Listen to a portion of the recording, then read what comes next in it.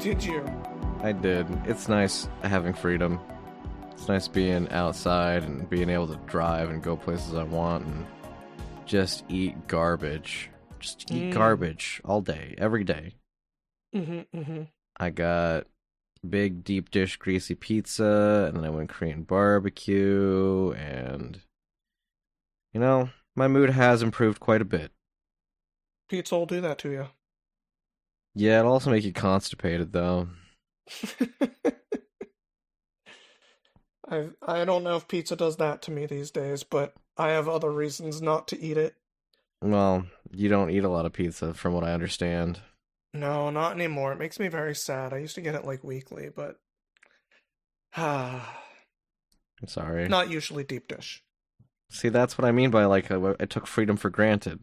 Now you're dealing with the consequences of losing some of that freedom, and it makes you sad just to think about it. I mean, I can still eat pizza. It just my body will get a little bit mad at me. Yeah, my therapist said that I overthink things, and that I just need to be prepared for consequence and just do things that I want to do instead of overthinking them and not engaging with stuff. So maybe you just need to be prepared for consequence. Yeah, which is what I do. When I'm like, hey, it's pizza time, I go, all right, we got nothing to do tomorrow, probably not the next day either. We're going to eat some pizza. And if our body says, hey, 3 hours from now, we're going to have a bad time, that's fine. Whenever it's pizza time for me, I just run for the exit as fast as possible. That's a video game reference because you're listening to the Audio Games Podcast. Video games, hello everybody. I'm Neil. And I'm Matt. And yeah, pizza time. What a timely reference. Yeah, Pizza Tower. I haven't thought about that one in a while. Ouch. Okay. Well, maybe it's not as fresh as I wanted it to be. Hey, it's a cool game. I never finished it, and I feel a little bad about it, but that's fine. Was it because you were too much of a perfectionist, or what? That was a little bit of it. I didn't get super far in part because it was just like, oh, I want to get perfect and stuff on like every level as I go. But it was also just, God, every single level in that game feels like you have to learn a new language on what it's asking you to do and see. That's the best part. It became a little bit too much for me at a certain point where it's like, I wish there was a small amount more consistency just so I could sight read a level slightly better. Okay. You don't like the power-up transformations, guys. Did you play Wario Land? Long ass time ago. Okay. I mean, it's basically the same stuff. But that was then and this is now, Neil. So true. And speaking of now, what have you been playing? What I've been playing? I mean, I haven't been playing a lot of new things lately. I haven't had a lot of time. Got caught up in all sorts of stuff that's not really suitable for an audio games podcast, but what I can tell you is that when I did find time, I went over to a friend's house and did some sit down next to each other physical co-op game. Well, not co-op, but next to each other's sofa multiplayer. It's the old-fashioned, good old time. And except that it's not old-fashioned because there's a new element that makes us play under duress the entire time, and that's called children. So, I'm at that age, Neil's at that age, where a lot of our friends are now parents. And so, I'm trying to do my part to make the time to go out and visit these people because it's harder for them to visit me. And let me tell you, you can really see how someone can really love their children, also love being away from them at the same time. And not to say that they're not bundles of joy, but sometimes you're in the middle of a Smash Bros. Game and they just come up to you and they're like, Matt, watch this. And then you're like, I'm watching. And then they jump off the sofa right in front of you. And then they run to the room and they get all of their stuffed animals and they start piling them on you while you're playing. And it's just like I don't know what to do when this is happening, so I just kind of let it happen. And I got very, very insulated, and I like was overheating because of stuffed animals. And Tim was like, "Yeah, this is how it is." I'm like, "Dang, I don't want to come over to your place anymore." No, that's not fair. Um, yeah. No, So we I played imagine it some. does make it a little bit harder to focus on the game, though. It does. It does. The amount of pausing that we had to do in a Smash Bros. Game, it would not make for good content for an audience. Let me tell you. Um, but yeah, it's nice to know that Tim wants to play video games. It's nice to know that Tim makes time for it. But boy, is it Mm. difficult. And Hmm. he has Hmm. kids have a pretty early bedtime. I think partially because of this. But it was fun. It was a different kind of challenge. I kept telling Tim that his children feel like assist trophies. They're like the Nintendo dogs. Just get in your face while you're playing, and it's just like, okay, I'll watch you jump from the sofa a 50th time. You really enjoyed doing that the first 49 times.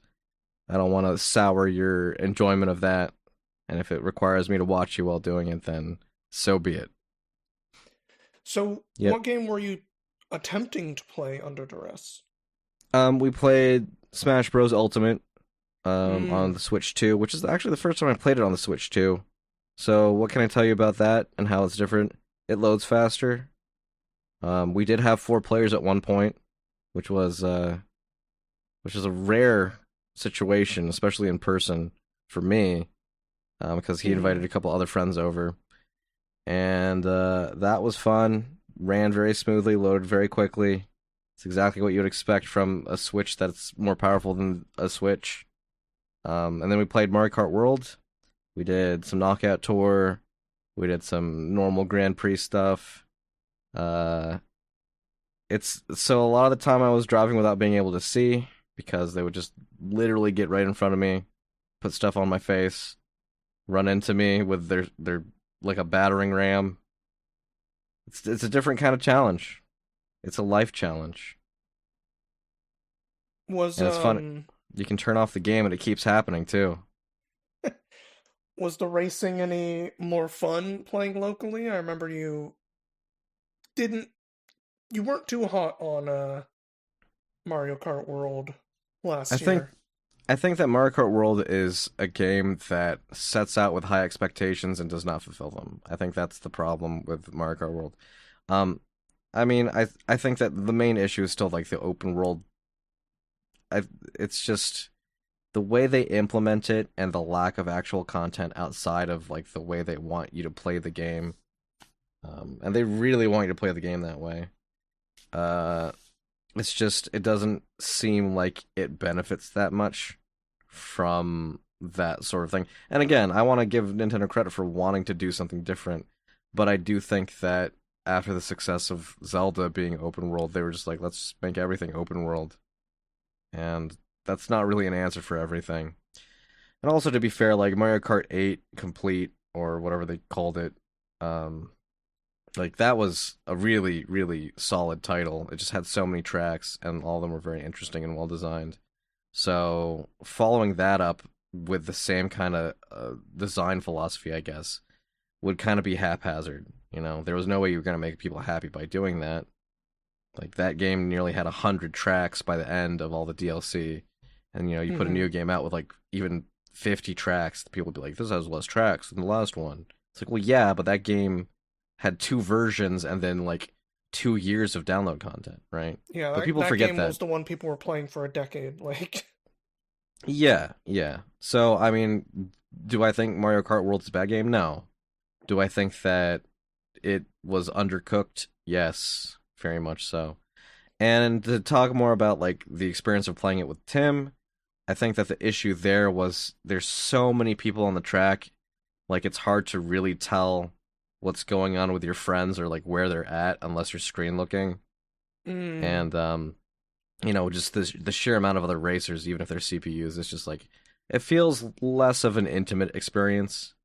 And I guess you could do like a versus racing where it's just you and your friends, but then now you have this humongous space that's not being taken up. So yeah, not amazing for couch co-op. Okay. Well, that's too bad. Yeah, yeah. Well, as far as couch co-op games are concerned, I unfortunately have not played any in a long time, but Do you they even are have a finally couch, bringing it to Neil? 2XKO. I do have a couch. Oh, okay. It's tiny. It's not a big couch. I could not sleep on it, but Is it more of a love seat? yeah, it's closer to a love seat. That's not a couch. All right, well, whatever. Two people can sit on it and theoretically play games together. Theoretically, yeah. Yeah. But they're bringing finally the hey, two people in the same room can team up and play against online opponents in 2XKO with the coming patch here. And that's really just to bridge over to say, hey, I played a bunch of 2XKO this last few months. Yeah, you've Because been at it. I was taking part in the Super Salem Fighters Kickstart League event for the game, It's a which mouthful. a little bit. They've put together these Kickstart leagues for a bunch of games, it looks like, over the last handful of years. Kind of as a like, hey, new game is out, let's try to get the community fired up around it, help people have a reason to feel like they want to try to learn it, and if they really like it, stick with it. Um, so I was a part of the 2XKO one, which was fun. I had a good time. Me and my two teammates made it to the finals, but unfortunately we came in second. Tears, Darn. tears. I know. But I continue to just have a very good time with that game, and like new characters about to come out. Akali, I know you might maybe enjoy ninja characters. Maybe that'll get you to come back, but I'm not gonna push too hard. Does she have her cat girl skin? I don't think she has a cat girl skin, at least yet. Well, maybe Halloween. Maybe. I'm sure they'll be putting plenty of more skins into the game. Uh, hell, that game already Wait, seems no, like it that has was more Caitlyn, skins wasn't it? than fucking Street Fighter, so It was whatever. Kate. It was Caitlyn who had the cat girl skin. I'm sorry. Was it Caitlyn? Oh, was Who it? was it? Who? I don't remember. I don't fucking play League anymore. I don't. Who are these people? Who are I you feel like people? everybody's got a cat skin at this point. I mean, it's a good look. Mm-hmm. You should get a cat skin, Neil. Um, I'm not sure I could pull it off. Well, it's just about adapting it for you. I guess that's fair. If there's any But yeah. listeners out there who want to submit fan art of Neil as a cat, please, please just post a link below. We'll look at it for sure. And hey, yeah, we really appreciate it. We're not gonna give you money though. We No. don't got money. And the Kickstart League did not have cash prizes or anything either. It was really just a community event that I'm really happy I took part in. It did go over like 6 or 7 weeks, basically. So are So you I like was really, ranked? huh? Are you like ranked in a league now? I don't think so. Like there's no like The extended Kickstart League is record. over. As a team, we were getting ranked by based on the like round robin and everything, but Sure. I'm not in like a hey, here's a league for the rest of the year. You're ranked in it, etc., etc. There's So nothing there's like like that. there's no discrete measurement there then. No, I'm sure Oh. you could pull out some extra stats. I know I at least tended to perform pretty well. Uh, and I'm pretty happy with my performance in general. Jeez, calm down, Mr. Pride over here. Hey, He after he the thinks he did pretty well, guys. Wow. Maybe calm down. after the way that I burned myself out in a lot of fighting games over the last like 5 years, it felt good to feel like I was doing decent. Well, I mean to be fair, Burnout is a mechanic in Street Fighter 6, so that's pretty normal. Mm. Yeah, Street Fighter 6, huh? I I haven't touched that game in over a year. Yep, character's still coming out. They just dropped a new trailer for Ingrid. No gameplay, but Yep. I don't know anything about Ingrid as a character. Is she a new character? She being carried She over? I believe she's in one of the alpha games. Oh my god, the alpha games. I Okay. think. I know she's very niche. Um I didn't know she was like some kind of interdimensional god or something. Like I have no idea what the fuck is happening in that weird ass trailer. She's got some real Star Trek Q energy to me. Mm. Or like a Persona character. Yeah, she's kind of like a Persona character, if I'm going to be relating it to the video game gamosphere, as it were. Yeah, I was not prepared for. I'm sorry. I thought this character was just like friends with Karen and Sakura. I don't know what the fuck is happening here. Hey, what happened to Karen? She was super popular in the last game. I don't know. Just got busy, I guess. Yeah, As a she decided to go character, back she to school or something. you know what? It's fair because like as a character, her theme doesn't really fit what they were going for with Street Fighter 6, does it? But then again, some of these other characters don't really seem like they fit the theme necessarily. Like Ingrid doesn't seem like she fits the theme of like we're fighting in the streets, literally. But I mean, I don't know. Who am I to say? They've got all sorts of great people working on the characters and their stories and everything. Mm-hmm. Anyway, Alex, the last character that came out, um, was he Third A little bit Strike? of controversy about the way they quote unquote changed his story, if I'm not mistaken. I don't know if they necessarily changed it or just expanded on it. I'm not a huge Alex fan, and apparently a lot of people were Alex fans, and they were trying to make him a more sympathetic character. But I believe he was a Third Strike newcomer, and Mm-hmm. then they did him in 4, which was fine. You know, people played him, I suppose. And he was a charge character, so, I think that it's difficult to attract a large number of people to want to play as a charge character. Um, but yeah, so they brought him into Street Fighter 6 and they had some ideas about what to do with him. Um, so how to approach this?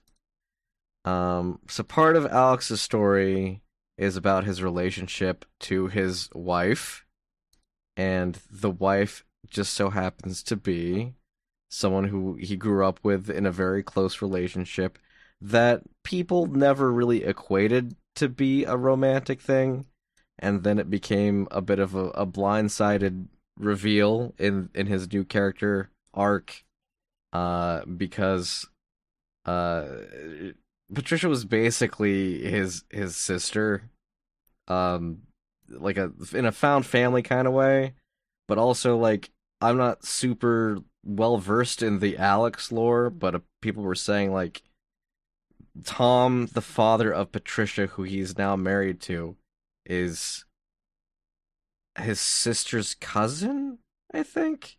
His no, his mom's sister's Yeah. cousin. So if I'm not mistaken, Yeah, the relationship between Tom and Alex's mom is new to right. Street Fighter 6. Okay. So So that the they whole added thing that about in. like found family and all that was the old story, and now S- Patricia is also like kind of second cousin or something. So okay, so they added that in Street Fighter 6. Uh-huh. That's probably the worst timing you could have added that, considering the Yeah. rest of the story. Okay, I so think that that's makes a them big second part of why a lot of cousins. people are like, what the fuck have they done to my boy? Well, I don't think there's a lot of people who were like, "What the fuck have they done to my boy?" Because Alex was not a popular character, Fair, fair. and I think that when it comes to fighting games, sometimes you make a character design and people just like, "Oh, that's a villain," right? And I was guilty Mm-hmm. of that growing up. I'd see a character be like, "Oh, that's a villain character." Um, but Alex, I don't think he was ever intended to be a bad guy necessarily, but He was kind of overlooked a lot, and boy, is he not being overlooked now. In fact, he's being put under a microscope by people. Um, but yeah, so Alex is married to Patricia. Patricia's father, Tom, is the cousin of Alex's mom. So yeah, and it's the part that's like real rough is that like in the story, like it's very overtly romantic, right? Yep. There's like no question like that he really loves this girl, and in so many other circumstances, I'd be like, good for him, you know. Really nice that you have that little art card at the end where you're with her and she's pregnant. But in this case, I don't know. I don't know if this is a cultural divide or what, but um, Honestly, when Alex got released and this stuff started coming out, I sort of just went like, okay, maybe there was like a messed up translation somewhere along the way because they couldn't have done that, right? but they didn't. No, It was not. they It was they not a did mess up. unfortunately do that, and huh, Yeah, yeah. I'm I'm like a it's little just, bit sad just because like look, this is all fictional, it's all goofy, whatever. uh-huh. Alex, the character, actually looks like he's doing pretty interesting, cool stuff in Street Fighter 6. Well, some people would say that, Neil. But Yes, I straight up do not want to boot up the game and get him because of this. it's just one of those moments where it's like, why? Why did you do this? What to what end? What was the point I of this being the I don't know story if for this anyone can guy? answer that one. This is a character murder. This is an assassination of this character. Mm-hmm. Mm-hmm. And like you said, some people are like, well, maybe it's a mistranslation. So people like looked into the text in different languages, and then there was a releasement of the statement from Capcom being like, we're gonna change some of the dialogue, but it's still the same situation, as I understand. Yeah, I heard they changed the dialogue and did not, in fact, change anything to imply the thing, like to change what was being implied by any of the things people were mad about.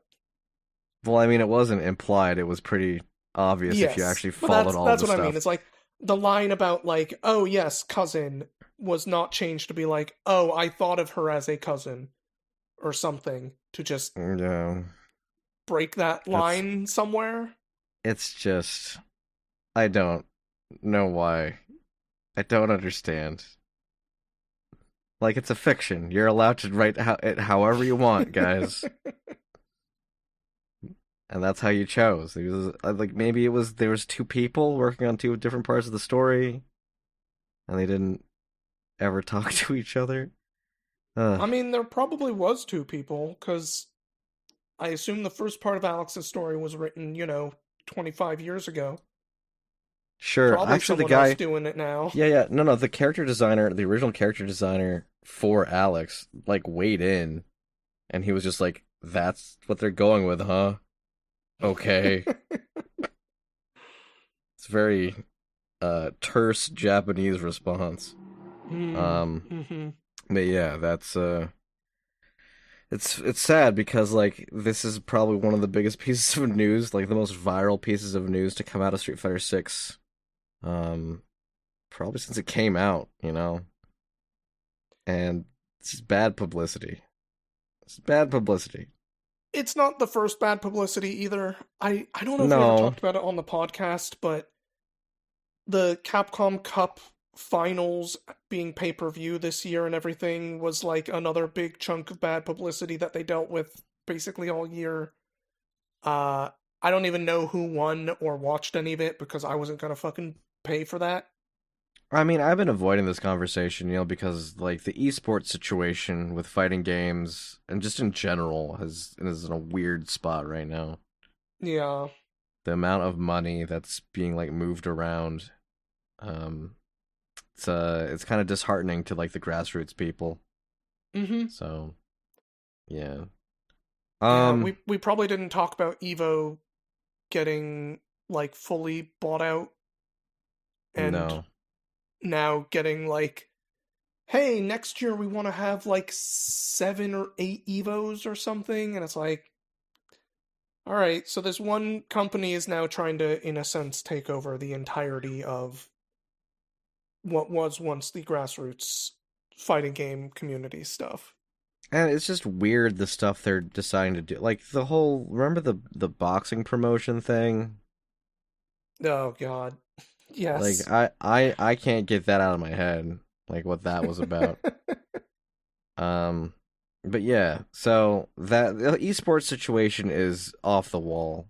Um, so maybe the Alex situation isn't the worst part of Street Fighter right now, but it sure is an interesting choice to the creative minds. Um, but you know what another interesting choice was, Neil? What? Jacking the price of the PlayStation Pro, PS5 Pro to nearly $1,000. Like probably after Hey, taxes, you're basically paying $1,000. now, to be fair, Are we gonna be all of the fair? PlayStation models got their prices raised. It's just Yes, that the that's true. PlayStation Pro is the one that people, you know, might be trying to buy right now. And here's Um, the thing: this is a really terrible thing: is people will still buy it. I think a lot less people will, I think people will still buy it. And you know why? because there are people out there who are excited for GTA 6 or whatever. That's a big part of it. Yeah, like you have to remember when GTA comes out, it's probably gonna be exclusive for probably about a year before it comes to Mm-hmm. PC. And the best place to play it would probably be on a PlayStation 5 Pro. So you're gonna have to shell out that $1,000 if you want to be a part of that cultural zeitgeist. Like, okay. Yes, that is true, but like, I cannot help but look at this kind of announcement. And everything's been going up in price, whatever. I understand, like, we are in a very different world than we were with every other console that has gone down in price after, 4 or 5 years. Yeah, Um, the thing that gets me about this is like the the video game market industry even was built on the fact that like, hey, we have found a way to make these something that lots of people can get. Like we I recall they used to sell consoles at a loss because they'd make back the money trying to get the software out, right? yeah. Obviously, games making them has become way more expensive, especially if you're Sony and putting out these, billion-dollar video games like Last of Us Part God knows what. But I mean, no, they only have two parts that just keep re-releasing them. true, true. But what I'm looking at is like I don't see where these companies are looking at anything like raising these prices and thinking, hey, this will help us be able to say we are growing, which is what the capitalism cares about, right? Because like Supposedly. I understand the current economic conditions, and this isn't a problem with the video game industry. This is a much wider issue, but like those problems mean that these companies can no longer look at the population and say there's a healthy middle class that we can sell to. There's Yeah, not that anymore.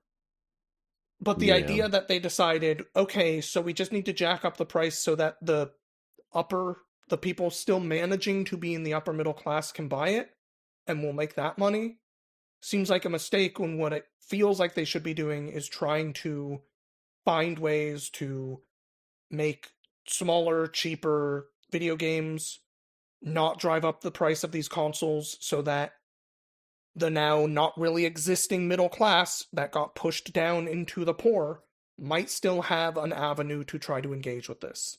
I So you're I saying don't they should make it up in software still. what I'm saying is I feel like a lot of these companies are looking at the economic conditions and are stabbing themselves in the foot because I don't see how this is going to have a future if they are not trying to sell to people. And people can't afford this anymore. Right. But like what you're proposing was that they make a bunch of smaller games that like aren't as development cost heavy so that they can make it back in software sales. Yes, that would be the avenue I feel like they should be driving towards rather Okay. than the opposite way. Okay. Um First of all, let me say I agree with you. Like this is not a price that people can look at and be like, "Yeah, that's chill. I can fit that into my budget." Right? Yeah. I think overall that's kind of the message we're trying to put out there. However, the idea of using using software sales to make up the cost by like making smaller, less triple A titles, like then what? How do you justify the pro, right? How do you justify the power of this console unless you are making the big games like the Wolverines and the Grand Theft Auto sixes, right? And so it's a tough position that they find themselves in, and I think that it's caused them to become very defensive. Uh, and you see that in the way that they're moving their titles away from PC again and moving the price of their hardware up. It's a defensive stance, and it's not going to work out for consumers. That's for sure. Mm. But I still think that they have an understanding that yes, this is a ridiculous price, but some people will still pay a ridiculous price. I I fear that some people is going to be a smaller and smaller market than what they I need mean, to be why? able Don't to. fear that. Why would you fear that? That should be what happens. If I Sony, fear. Okay, fear is not the right word. When I'm saying fear, what I mean is like any projections that I feel like they have feels like this is going to send the industry into the dumpster.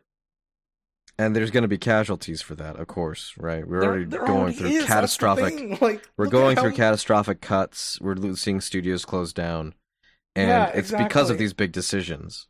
Um, but I don't mean to sound utilitarian about it, but I do think that it is important that studios take big hits, and I do think that it's important that Sony takes big hits so that they can understand because it's the only way they do. Sure. I guess what I'm saying is like this feels like the industry has been spiraling for like 3 or 4 years now, and every time that a decision like this one gets made, it feels like they are feeding into making that spiral happen faster rather than trying to get out of it. And that sucks. Yeah, I'm not happy about that. I'm well, I mean, passionately unhappy about that. do you remember Hi-Fi Rush, Neil? I do. It's a good ass Great, game. great game. Did gangbusters in sales, and then right after the game came out, the studio got shut down. It sure did. And then people were like, "Why? Why did this happen?" And people went to the heads of I believe it was Xbox who was at the head of who was the owners of that studio, right? At the time, yeah. At the time. And then the head of Xbox was they asked the questions like, "Why did you shut down that studio when the game did so well?" And they didn't have an answer. They didn't know how to answer. They just said a bunch of corporate jargon Yep. and gulped dryly in front of the high speed cameras so that you can watch it all happen in slow motion. And it was at that point that like I had already understood that the people who make these decisions don't actually care that much about what they're making. They care about the money.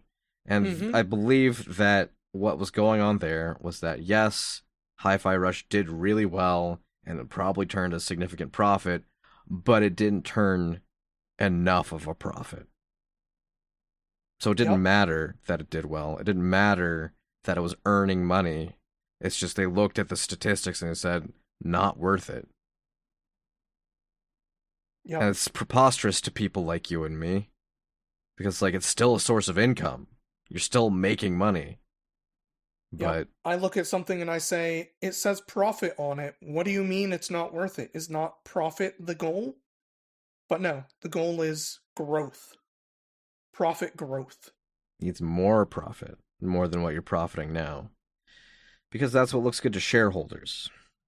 Yep. Um so this is where we're at as an industry. You can do a good job and still get canned. And that's been the case for a while now. So I don't know if you're out there and you're feeling nervous about the situation at your job at this big studio, maybe have a side project. Don't tell nobody. I know that there's a lot of contractual things where it's like, oh, if you develop a thing while you're in the purview of this company, then it's considered the company's property or whatever, which is a bullshit thing, by the way. Mm-hmm. Um, but make friends, maybe make smaller games, because you look at the things that are successful right now. You look at your Mugenics, you look at your Slay the Spire 2. Maybe Capcom. You work for Capcom. They're all right, except for Eh, the Alex thing. except for the Alex thing. Yeah. Yeah, yeah. I mean, Resident Evil did well, Yeah. and that was first a one player game in this day and age, with a reasonable length and just solid gameplay and an understanding of what fans want. Like that's solid gold right there. Yeah. And then Did you anyway, finish that? oh yeah, I beat Requiem, Nice. Did it? and I think last time we talked about it, you hadn't beat it yet, so I wasn't sure if you had any updated feelings about the latter, let's say, third of the game. so it's an interesting thing that they set up because like it's very much leaning into the idea of like, oh, there's going to be a DLC addressing this specific thing, but even like right up until the very end, it's just all wonderful fan servicey moments where it's just like, oh, here's Hunk basically, and you get to do like a one-on-one fight with him, a la like Leon Krauser from Resident Evil 4, Mm. and and then you kill him, quote unquote, and you leave the area, and if you come back, he's gone because like Hunk don't die, and then you have the lab, you have the gigantic bioweapon fights, you have the overly melodramatic world-ending Wesker speeches. It's just all there. It's all there, and it's Okay. lovely. And there's like teases at the end of like what's coming, and it's like, okay, you know what? Resident Evil is where it's at right now. So, and here's the testament, right? Because like the sign of a well done Resident Evil game is like you go through it, and then they give you a few unlocks, and then you get a higher difficulty. And if it's a good game, you want to jump right back into it. And I did. I did start a new game on the highest difficulty because it felt fun to like have all that knowledge now and see how well I can do. So, yeah, good game. Nice. Um so we did play a little bit of a game that we tried to play earlier called Absolum. Yeah. And I sat and I thought about it after playing a couple of rounds with you, and I decided that, like, yeah, this is kind of like a Dragon's Crown with less baggage.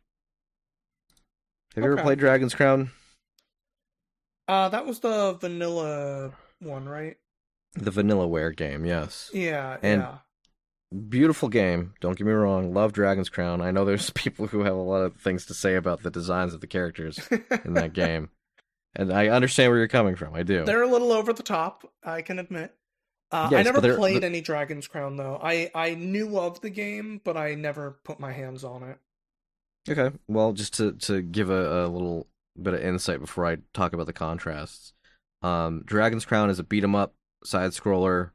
That's kind of instanced out where you go to specific areas and you can run through them, and there's branching paths and a lot of RPG elements, including equipment and leveling up specific skills, and to the point that it becomes kind of annoying. I think that when I think of Dragon's Crown and I think about my experience with it, um, I spent just as much time going through menus and deciding what I'm going to be leveling up and what equipment I need to sell and which equipment I'm going to keep after every adventure, and it was baggage. And I think that Absolum does things a lot more sleekly.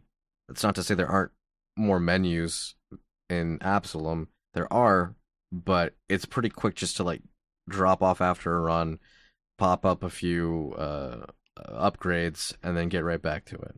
Like I don't feel like it's slowing me from playing the game.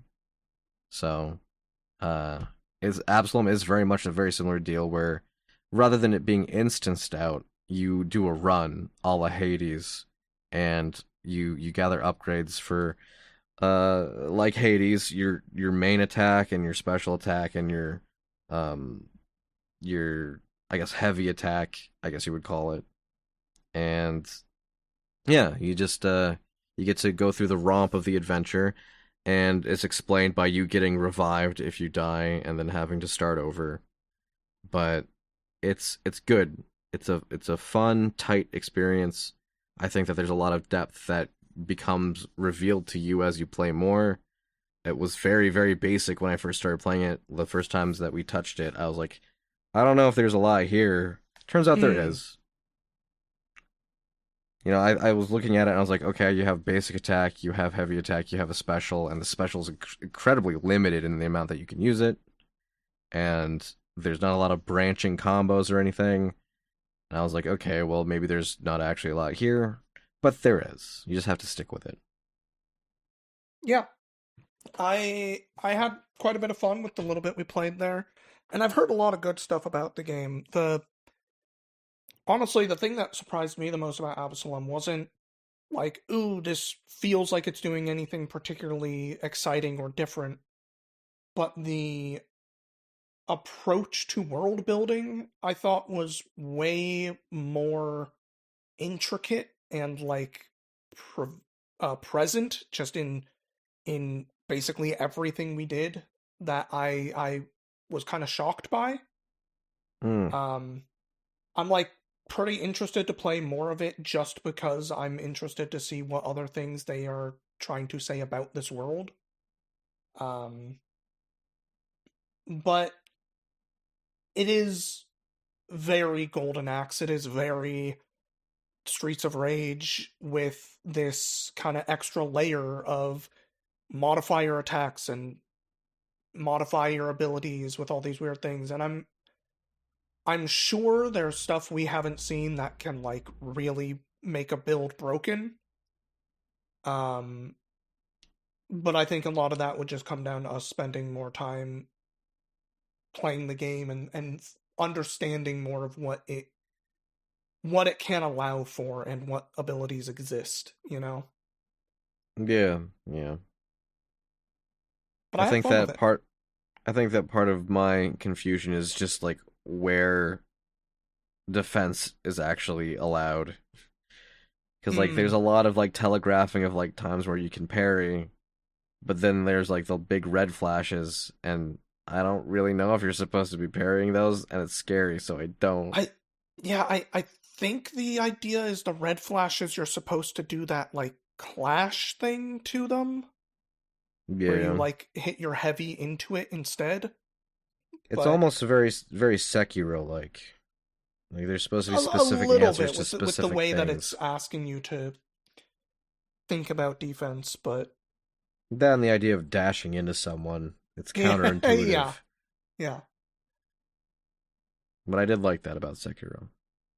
Oh, you don't have to talk to me about how good Sekiro is. Are you ever gonna play it uh, again, Neil? Sekiro? Yeah. A few months back, I booted it up just to finally check out the like um boss rush thing they added in at some point. Oh Um, yeah. and like that boss rush thing has some like modified bosses in it and stuff, and I did end up playing through a bunch of that, if not all of it, and being like, yeah, this game fucking slaps. I don't know. It just feels Yeah. so good. Well, I'm glad you still enjoy it. Maybe after they put the anime out that they were saying they were gonna make, they'll think about doing a new Sekiro game. Oh boy. Yeah, I am gonna watch that anime because of course I am, but it I'm worried. I'm worried about it being trash. Well, trash or not, at least there's still some sort of vested interest in doing something with that property, right? Yeah, for sure. I And I watched the Guilty Gear Strive anime they put out like last year. Did you watch any of that? I think I caught some bits and pieces because I was watching like lore videos for Guilty Gear and they were referencing it. I was just like, this Mm, is this is so undigestible. yeah, it's not good. mm, I'll just put it there. It's I I I know people who have played those Guilty Gear story modes are like, this is wild and weird, and basically like you don't play the story mode in that game, you watch it.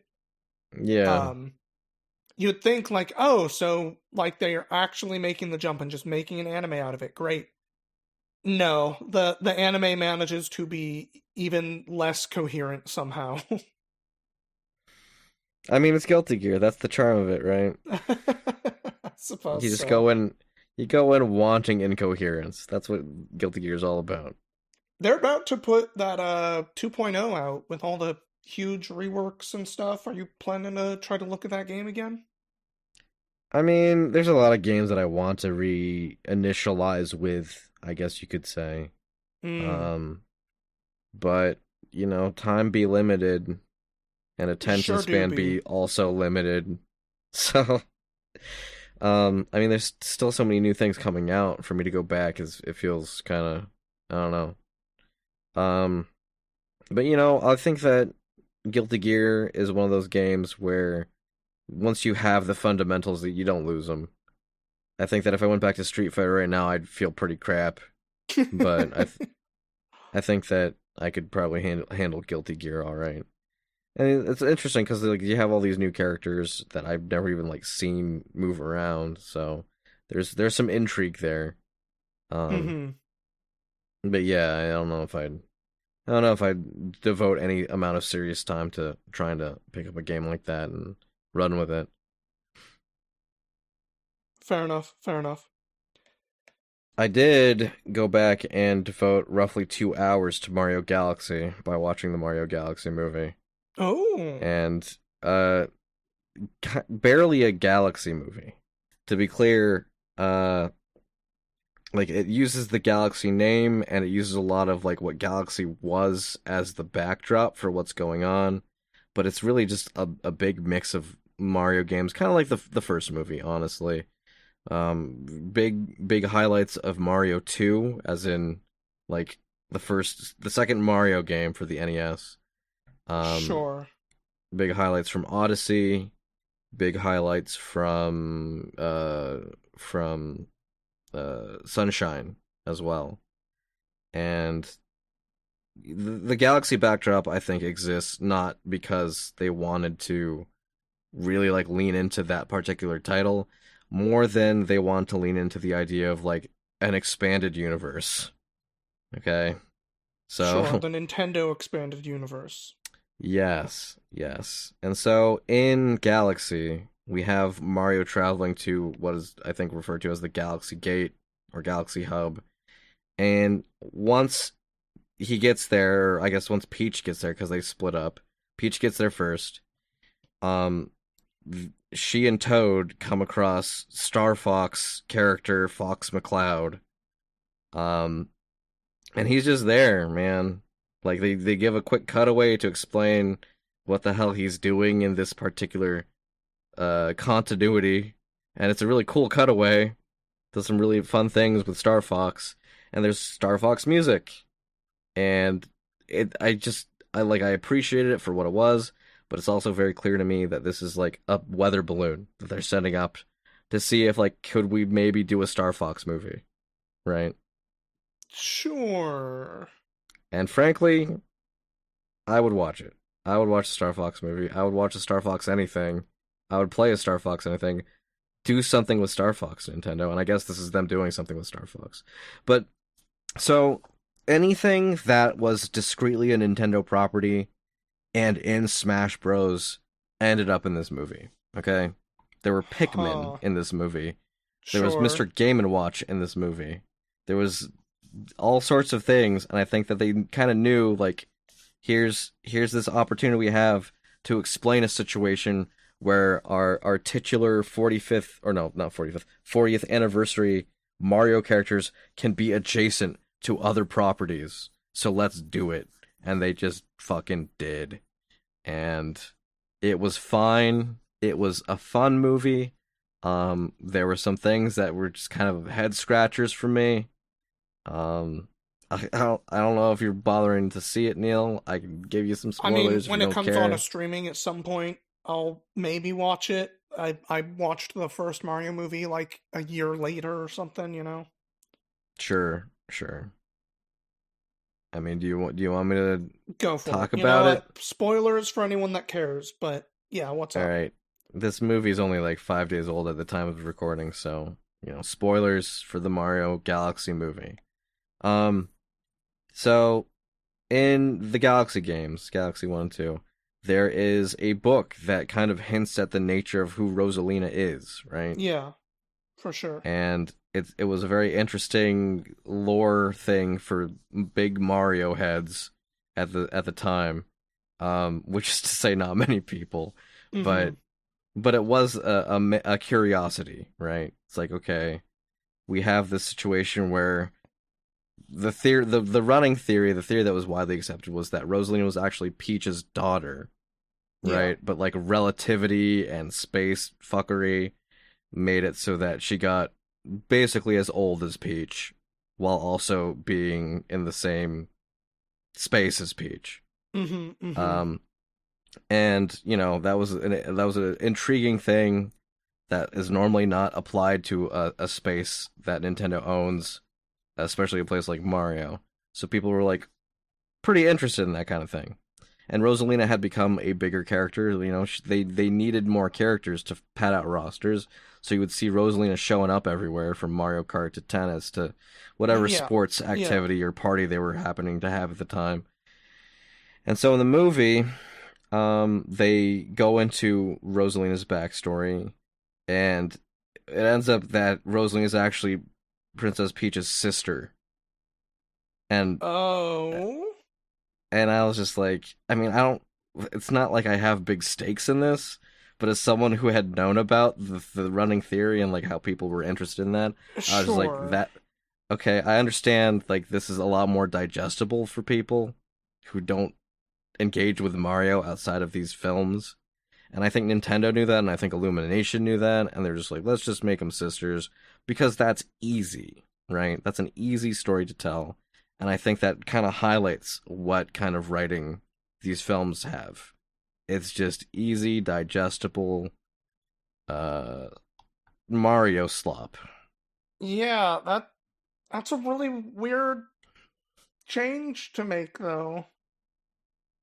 I mean, is it a change? I don't know that we can say that it's a change because they never officially established what the deal was with Rosalina. Okay, They were sure, I very dodgy guess. about it. But the running fan theory that was widely accepted for the longest time, it was that Rosalina's Peach's daughter, Yeah.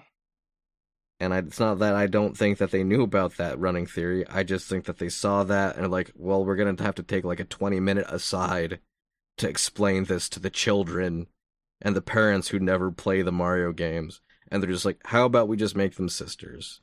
I And Nintendo gave the big thumbs up, and Illumination gave the big thumbs up, and everybody in the studio shrugged at each other, and then they were sisters. I just would have expected them to just not have them be related at all. Yeah, but then Like where's the that stakes, seems right? easier to explain to me. To be like, I But don't know, they're just not related. It's fine. they need stakes though, right? Sure. Because then there's more emotional attachment between these characters. Sure. One of the things Fucking that they did weird. handle well is Bowser Jr. I think was handled very well, and the whole dynamic between Bowser as a captive and the Mario Bretheren and Bowser Jr. It was an Mm-hmm. interesting dynamic. I think that it touched on the idea of like the absentee father, and it gave nuance to Bowser's character, which was Sure. great for Jack Black, who loves to be overly melodramatic. Um, so there's not that there wasn't good stuff in there, but as someone who's been present in this 40-year romp, there was some head scratching to be done. So no Donkey Kong, no Seth Rogen in that one. Oh Donald Glover as no. Yoshi, though. Yoshi was extremely present and largely unexplained. Like they do a very short intro and they find Yoshi egg and then Mm-hmm. Yoshi is there and it's like, okay, I guess that's how that works. And then there's a Yoshi Safari reference, which is quite the pull. Um but yeah, it's a movie, it's fun. I don't think that it's a bad movie. I think that people have been very upset for whatever reasons, but it's a family movie. What do you want? I mean, I'm glad to hear you had fun with it at least. Yeah, I think But it's the main thing, right? Because when Nintendo makes games, it's supposed to be like their design philosophy is that it's got to be fun before anything else. yeah, And I think that that's how they approach this movie, and for whatever limitations it has, it's still fun. So I fair, would watch it again. fair. Um, I'll keep that in mind though. For They say barrel roll like 3 times. oh, I mean, of course they do. You put Star Fox in a movie, you're not gonna say do a barrel roll. Yeah. That'd be crazy. Well, they say it 3 times. I counted. Is okay. Actually, real question is like Okay. the greater Star Fox universe in there. Like, do you see Slippy and Peppy and shit? Yes, Slippy is there. Well, okay. Again, since this is still spoilers time, so basically they explain that Star Fox's R-Wing's warp drive malfunctions and he ends up in this particular continuity. And then at the end there's a post-credit scene alluding to what might be a Star Fox movie by saying that he gets it fixed with Rosalina's help and he returns to the continuity of Star Fox. And in the intro, there are the other characters. They have Falco, they have Slippy, they have Peppy. Everybody Mm-hmm. there. He acknowledges himself as the leader of a mercenary team, and he's a very roguish, charming character, as you would expect that character to be in the world of Mario. And it's it's rote, but it's still fun. Yeah. And there's a very vaporwave aesthetic to his intro, and it's worth watching. A vaporwave aesthetic to that is not what I would have expected. It works. Funny. All right. Well, I think I think maybe we call it here. Are we at an hour? I guess we're at an hour, We're aren't at about an hour. Like I could talk about some other games, but do you really want to hear me talk about Neo 2 for a while? I mean Neo we? 3, the one I'm actually playing. Oh, well, I don't really want to hear about either, honestly. But if you have interesting things to say about it, then maybe you could change my mind. Hmm. Um gosh, now I have to figure out what would be interesting to you about that game because I get the feeling you just are not that into those games. I don't know. Neo 3, I'll just super quick. Neo 3 has been a lot of fun for me. It is playing mostly in the spaces of Neo 2 insofar as how you engage with the game. The biggest changes are kind of surrounding uh the ways in which you unlock your skills and stuff is a little different.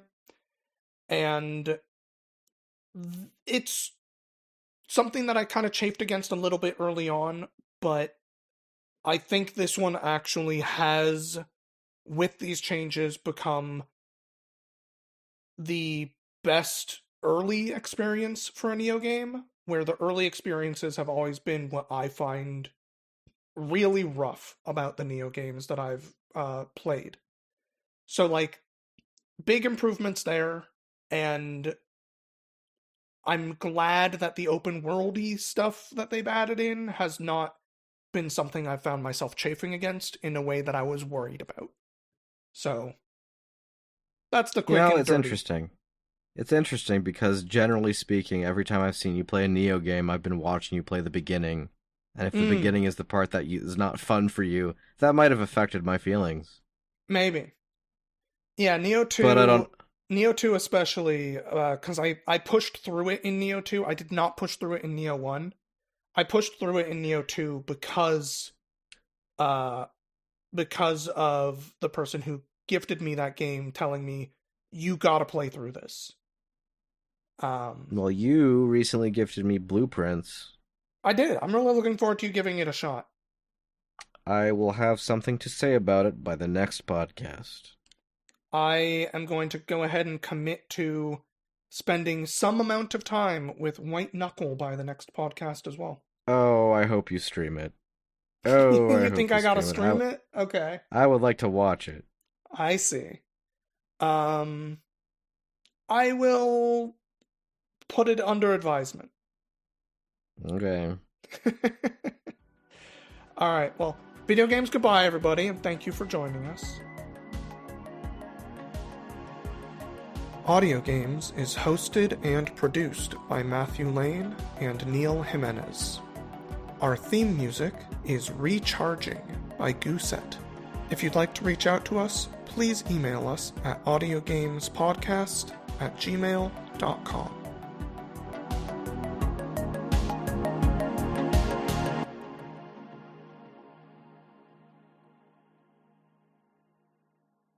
So, there were two post-credit scenes in the Mario movie. Okay. Okay. And the first one is like the Star Fox dropping Bowser in prison kind of deal, and then he's like, "Yeah, I'm going back to Star Fox World," and then he Mm-hmm. goes Mm-hmm. back to Star Fox World, and then there's a little funny Bowser thing that goes on. And then the second post-credit scene is it shows Daisy. There's Daisy shows up, and it's like this feels like it's almost like beat for beat copying the Sonic movie with Amy showing up, and like Daisy doesn't say anything, so they haven't picked out a voice actress for her, and it's almost like you would have thought that she would show up like already by now, but Sure. it kind of highlighted the fact that she was absent. But I really hope they put Waluigi in the movie. I would like to see someone. Who would you cast as Waluigi, Neil? If you had to pick a triple A actor to portray Waluigi. Um, okay. Like, I know this is going to sound weird just because this person has already been part of the Mario universe, but John Leguizamo. John Leguizamo as Waluigi, huh? Yeah. I know he was Luigi before, but This is the evolution. I think he, like, I imagine Waluigi as very much a the pest type of character, Okay, if you see where I'm going with this. sure. I always saw him as like the weirdly kind of like passionate but often rejected kind of character. Okay, okay. I'm gonna submit for your consideration, with no further comment, Adrian Brody. That seems like a fucking crazy choice.